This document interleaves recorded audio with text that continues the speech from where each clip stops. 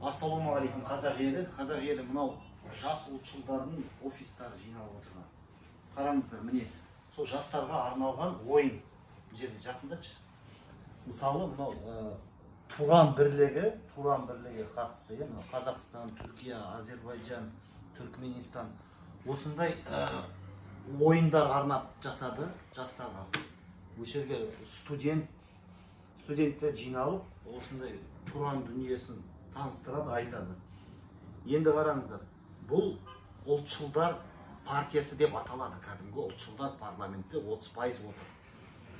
Бізге де қазақтарға болашақта осындай ұлтшылдар партиясы деп ашуға ниет білдіріп жатырмыз. Қазір Құдайға шүкір 4 облыстың жастары осы бозқұрттарға құсап, бір көк бөрілер секілді бір мықты ұлтшыл үйім ашқалы жатыр.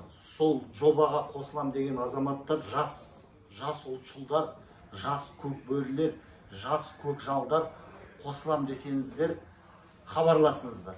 Рахмет.